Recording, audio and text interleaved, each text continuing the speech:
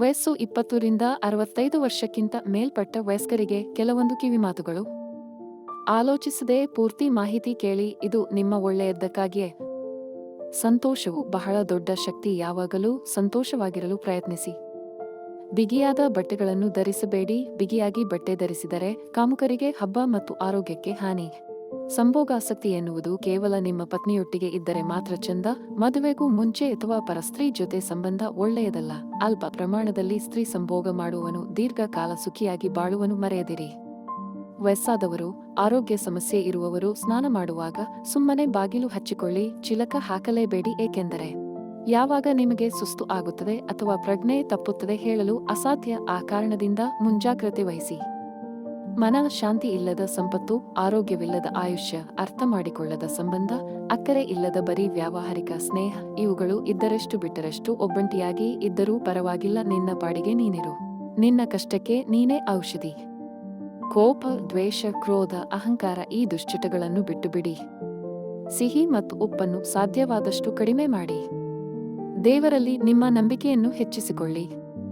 ನನ್ನ ಜೀವನ ಯಾರೊಂದಿಗೆ ಇದ್ದರೆ ಚೆನ್ನಾಗಿರುತ್ತದೆ, ಯಾರೊಂದಿಗೆ ಇದ್ದರೆ ಚೆನ್ನಾಗಿರುವುದಿಲ್ಲ ಎಂದು ನೀನು ಲೆಕ್ಕಾಚಾರ ಹಾಕಬೇಡ. ಆ ಭಗವಂತನು ನಿನ್ನನ್ನು ಸೃಷ್ಟಿಸುವ ಮೊದಲೇ ಲೆಕ್ಕ ಹಾಕಿರುತ್ತಾನೆ, ಯಾರ ಜೀವನಕ್ಕೆ ಏನು ಕೊಡಬೇಕು, ಎಷ್ಟು ಕೊಡಬೇಕು ಎಂದು. ಇತರರಿಗಾಗಿ ನಿಮ್ಮ ಸ್ವಂತಿಕೆಯನ್ನು ಎಂದಿಗೂ ಬಿಟ್ಟುಕೊಡಬೇಡಿ, ಏಕೆಂದರೆ ಈ ಪ್ರಪಂಚದಲ್ಲಿ ನಿಮ್ಮ ಪಾತ್ರವನ್ನು ನಿಮಗಿಂತ ಚೆನ್ನಾಗಿ ಯಾರೂ ಕೂಡ ನಿಭಾಯಿಸಲು ಸಾಧ್ಯವಿಲ್ಲ. ಊಟಕ್ಕೆ ಗೌರವ ಕೊಡುವುದನ್ನು ರೂಢಿಸಿಕೊಳ್ಳಿ. ಊಟ ವೇಸ್ಟ್ ಮಾಡುವುದು ತುಂಬಾ ತಪ್ಪು. ಮರೆಯದಿರಿ. ದಿನವಿಡೀ ಒಂದೇ ಜಾಗದಲ್ಲಿ ಕೂತಿರದೆ ಪ್ರತಿ ಅರ್ಧ ಗಂಟೆಗೆ ಒಮ್ಮೆ ಬದಲಾಯಿಸಿಕೊಳ್ಳಿ.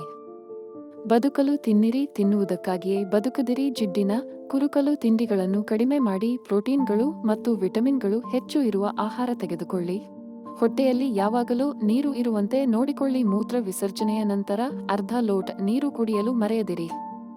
ವ್ಯಾಯಾಮ, ನಡಿಗೆ, ಸೈಕಲಿಂಗ್ ಇವುಗಳಲ್ಲಿ ಒಂದೆರಡನ್ನಾದರೂ ನಿಯಮಿತವಾಗಿ ಮಾಡಿ. ಆರೋಗ್ಯವಾಗಿರಲು ಕೆಲವು ನಿಯಮಗಳು. 1. ಬೆಳಗ್ಗೆ ಬೇಗನೆ ಏಳುವುದು ಒಳ್ಳೆಯ ಅಭ್ಯಾಸ. 2. ಸೂರ್ಯ ಉದಯಿಸುವ ಮುನ್ನ ನೀವು ಪ್ರತಿದಿನ ಎದ್ದೇಳಬೇಕು.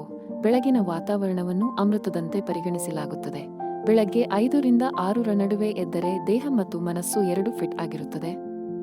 3. ವಾಕಿಂಗ್, ವ್ಯಾಯಾಮ ಮತ್ತು ಧ್ಯಾನಕ್ಕೆ ಬೆಳಗಿನ ಸಮಯ ತುಂಬಾ ಉಪಯುಕ್ತವಾಗಿದೆ. ವಿದ್ಯಾರ್ಥಿಗಳಿಗೆ ಓದಲು ಇದು ಅತ್ಯುತ್ತಮ ಸಮಯ. 4. ನಿದ್ರೆ, ನಿದ್ರೆಯ ಕೊರತೆಯಿಂದಾಗಿ ಅನೇಕ ರೋಗಗಳು ಸಹ ಸಂಭವಿಸುತ್ತದೆ. ನಿದ್ರೆ ಇಲ್ಲದಿದ್ದರೆ ಇಡೀ ದಿನ ವ್ಯರ್ಥವಾಗುತ್ತದೆ.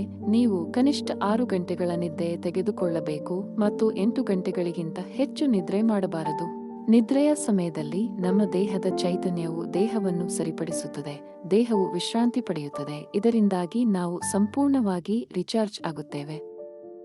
ಸಂಪೂರ್ಣ ನಿದ್ರೆ ಆದರೆ ಮನುಷ್ಯನ ದೇಹದಲ್ಲಿ ಶಕ್ತಿ ಹೆಚ್ಚಾಗುತ್ತದೆ, ಮನಸ್ಸು ಉಲ್ಲಾಸದಾಯಕವಾಗಿರುತ್ತದೆ, ಯಾವುದೇ ಕೆಲಸ ಮಾಡಲು ಜೋಶ್ ಬರುತ್ತದೆ, ಇಡೀ ದಿನ ಫುಲ್ ಆಕ್ಟಿವ್ ಆಗಿರುತ್ತೇವೆ. ಆದ್ದರಿಂದ ಕನಿಷ್ಠ 6 ಅಥವಾ 8 ಗಂಟೆ ನಿರಂತರ ನಿದ್ರೆ ಮಾಡಿ. 5. ಪ್ರತಿದಿನ ವ್ಯಾಯಾಮ ಮಾಡಿ. ಪ್ರತಿದಿನ ವ್ಯಾಯಾಮ ಮಾಡುವುದು ಅದು ನಿಮ್ಮನ್ನು ಆರೋಗ್ಯವಾಗಿಡಲು ಹೆಚ್ಚು ಸಹಾಯ ಮಾಡುತ್ತದೆ. ಕನಿಷ್ಠ 20 ನಿಮಿಷಗಳನ್ನು ವ್ಯಾಯಾಮಕ್ಕಾಗಿ ಅಡ್ಜಸ್ಟ್ ಮಾಡಿಕೊಳ್ಳಿ. ಬೆಳಗಿನ ವ್ಯಾಯಾಮವು ನಿಮ್ಮನ್ನು ಪೂರ್ಣ ಶಕ್ತಿಯಿಂದ ತುಂಬಿಡುತ್ತದೆ ಮತ್ತು ದಿನವಿಡೀ ಸಂತೋಷವನ್ನು ನೀಡುತ್ತದೆ. 6. ಆರೋಗ್ಯವಾಗಿರಲು ನೀರು ಕುಡಿಯಿರಿ. ಬೆಳಗ್ಗೆ ಎದ್ದಾಗ ಖಾಲಿ ಹೊಟ್ಟೆಯಲ್ಲಿ 3ರಿಂದ 4 ಗ್ಲಾಸ್ ನೀರು ಕುಡಿಯುವುದರಿಂದ ಅತಿ ಅವಶ್ಯಕ. ಅಂದರೆ ಸುಮಾರು 1 ಲೀಟರ್ ಉಗುರು ಬೆಚ್ಚನೆಯ ನೀರನ್ನು ಕುಡಿದರೆ ಅದು ನಿಮ್ಮ ದೇಹದಲ್ಲಿರುವ ವಿಷವನ್ನು ಹೊರಹಾಕುತ್ತದೆ. ನೀರು ಕುಡಿದ 45 ನಿಮಿಷಗಳವರೆಗೆ ನೀವು ಏನನ್ನು ತಿನ್ನಬಾರದು ಎಂಬುದನ್ನು ನೆನಪಿಡಿ. 7. ಬೆಳಗ್ಗೆ ಯಾವಾಗಲೂ ಹೆಲ್ತಿ ಬ್ರೇಕ್ಫಾಸ್ಟ್ ಮಾಡಿ. ನೀವು ತಿನ್ನುವ ಆಹಾರವನ್ನು ಕನಿಷ್ಠ 25 ಬಾರಿ ಕಚ್ಚಿ ನಂತರ ನುಂಗಿ. 8. ಬೆಳಗಿನ ಆಹಾರವನ್ನು ಸೂರ್ಯನೆತ್ತಿ ಮೇಲೆ ಏರೋ ಮುಂಚೆಯೇ ಸೇವಿಸಬೇಕು. 9. ಬ್ರೇಕ್ಫಾಸ್ಟ್ ಜೊತೆ ಫ್ರೂಟ್ ಸಲಾಡ್ ಅಥವಾ ಜ್ಯೂಸ್ ಇದ್ದರೆ ಇನ್ನೂ ಒಳ್ಳೆಯದು. 10. ರಾತ್ರಿಯ ವೇಳೆ ಲೈಟ್ ಆಗಿ ಊಟ ಮಾಡಿ. 11. ಊಟ ಮಾಡಿದ ತಕ್ಷಣವೇ ನೀರು ಕುಡಿಯಬಾರದು. 45 ಮಿನಿಟ್ ಮೊದಲು ಅಥವಾ ನಂತರ ಕುಡಿಯಿರಿ. 12. ಆದಷ್ಟು junk food, pizza, burger, sandwich ಇತ್ಯಾದಿಗಳನ್ನು ಅವಾಯ್ಡ್ ಮಾಡಿ. 13. ಮನೆಯಲ್ಲೇ ತಯಾರಿಸಿದ ಆಹಾರವನ್ನು ಸೇವಿಸಿ. 14. ಪ್ರತಿದಿನ ಆಹಾರ ಸೇವಿಸಿದ ನಂತರ 1 ಬಾಳೆಹಣ್ಣು ಸೇವಿಸುವುದರಿಂದ ಅಜೀರ್ಣ ದೂರವಾಗುತ್ತದೆ. 15. Ice cream, chocolate, cold drinks ಅಥವಾ ಯಾವುದೇ ಸ್ವೀಟ್ ಪದಾರ್ಥ ಸೇವನೆ ಕಡಿಮೆ ಮಾಡಿ, ಯಾಕೆಂದರೆ ಆ ಕಂಪನಿ ಯೂಸ್ ಮಾಡೋ ಪ್ರಿಸರ್ವೇಟಿವ್ಸ್ ಆರೋಗ್ಯಕ್ಕೆ ತುಂಬಾ ಹಾನಿಕಾರಕ. 16 ಸಕ್ಕರೆ ನಮ್ಮ ದೇಹಕ್ಕೆ ಹಾನಿ ಮಾಡುತ್ತದೆ. ನಿಮಗೆ ನಿಲ್ಲಿಸಲು ಸಾಧ್ಯವಾಗದಿದ್ದರೆ ಅದನ್ನು ಸ್ವಲ್ಪ ಕಡಿಮೆ ಮಾಡಿ. ಜೇನು, ಸಕ್ಕರೆ, ಮಿಠಾಯಿ, ಬೆಲ್ಲ ಇತ್ಯಾದಿಗಳನ್ನು ಬಳಸಿ, ಅಲ್ಲದೆ ಉಪ್ಪನ್ನು ಕನಿಷ್ಠ ಪ್ರಮಾಣದಲ್ಲಿ ಬಳಸಿ. ನೀವು ಉಪ್ಪು ತಿನ್ನುವುದಾದರೆ ರಾಕ್ ಸಾಲ್ಟ್, ಕಲ್ಲುಪ್ಪು ಅನ್ನು ಮಾತ್ರ ಬಳಸಿ. 17 ಉಪವಾಸ ಮಾಡೋ ಅವಕಾಶ ಸಿಕ್ಕಾಗ ಉಪವಾಸ ಮಾಡಿ. 18 ದಿನಕ್ಕೆ 3 ಬಾರಿಗಿಂತ ಕಾಫಿ ಅಥವಾ ಚಹಾವನ್ನು ತೆಗೆದುಕೊಳ್ಳಬೇಡಿ, ಅದು ನಿಮಗೆ ಅಭ್ಯಾಸವಿದ್ದರೆ. 19 ವ್ಯಾಮೋಹಗಳನ್ನು ಬಿಟ್ಟುಬಿಡಿ.